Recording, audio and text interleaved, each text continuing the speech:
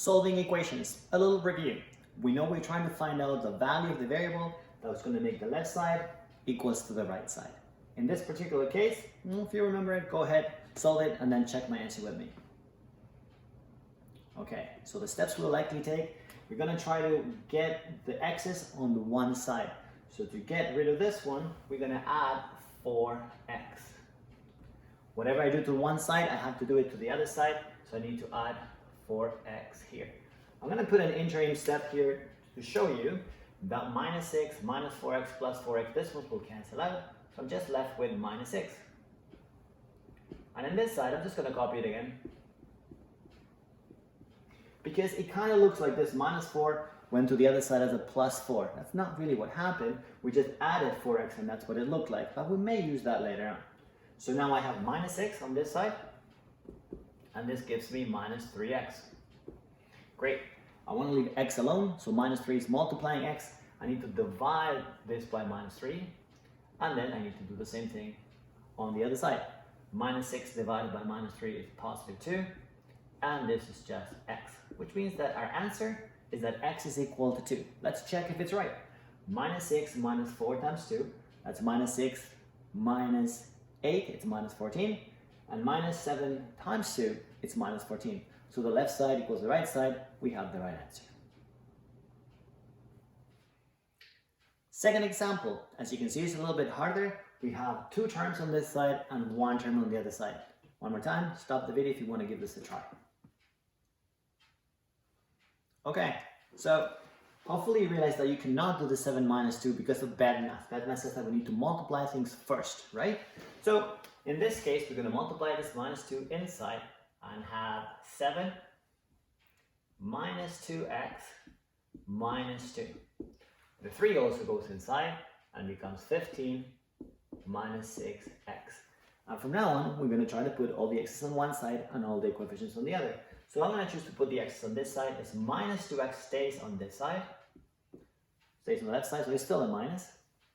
And the minus 6x comes to the left side.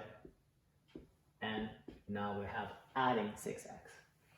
Great. On this side, 15 stays on this side, so same sign. 7 minus 2 is equal to 5. So that minus 5 could go on the other side. Or for you to see it clearly, this plus 7 goes as minus 7. This minus 2 goes as plus 2. And there you go. Collecting like terms, this is 4x. And this is 15. Minus 7 is 8. 8 plus 2 is 10. And we got 4x equals 10. We need to divide both sides by 4 to get rid of that 4. And we see that x is equal to, okay, let's simplify this fraction. It's going to be 5 over 2, final answer. On this particular question, we see some decimals. Is that a problem? Oh no. See, you can give it a shot on your own and then check with me. 1 term on the left, 2 terms on the right side, but I see some brackets. So I need to multiply it inside. 0.02 times 5, it's going to be 0.1x.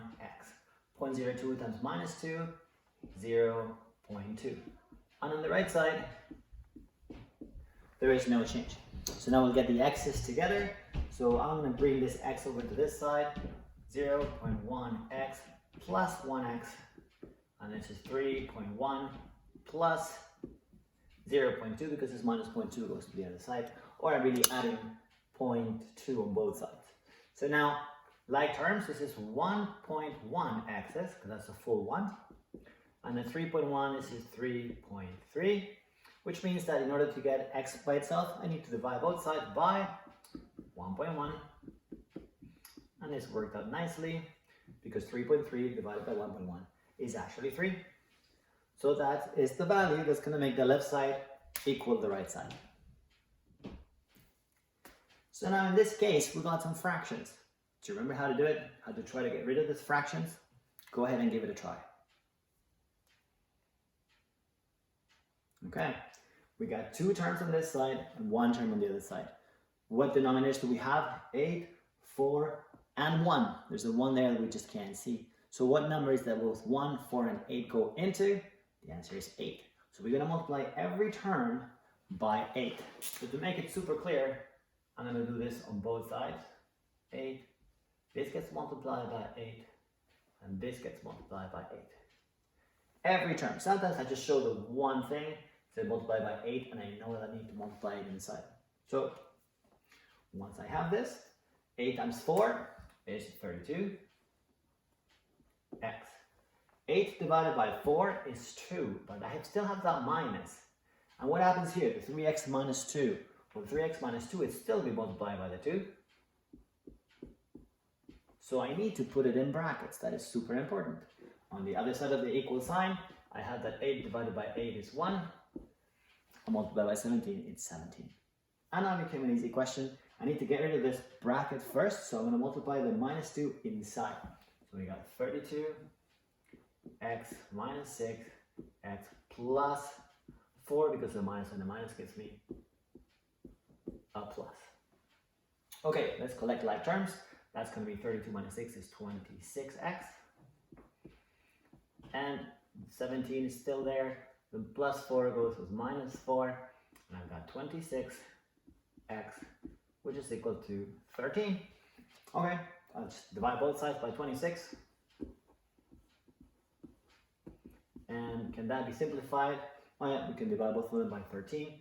So this is just 1/1/2. Is that what you got to?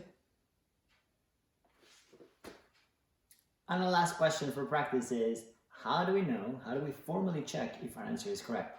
So let's say that you started working, or your friend started working with this question, and the answer is 1/3. How can you know if it's true? Well, you can just plug in your answer on the left side, plug in your answer on the right side, and see if they both match. So let me use two colors. If I say that this is 5/4 times 1/3, because x was 1/3, and I take away 3/2, I'm going to work it out. This is multiplication, so this is 5/12. And 3/2. You know that for us to subtract, we need to get common denominator. So between 12 and 2, that's going to be still 12. So that's 5/12 minus, I need to multiply this by 6 to get 12. So multiply the top by 6, and that gives us 18. 5 minus 18, that gives us minus 13/12. So this is the answer we get on the right side. That answer is correct. So let's check on the other side. The right side, I've got 2. There we go. 2, 5 minus 3 times 1/3. Okay, well, 2 is still outside. 3 divided by 3 is 1. And it's always not looking very good. We got 2 times 4, which is equal to 8. So is negative 13/12 the same thing as 8? Clearly not. So x equals 1/3 is the wrong answer. If that had been correct, when we worked this out, the left side should have been equal to the right side.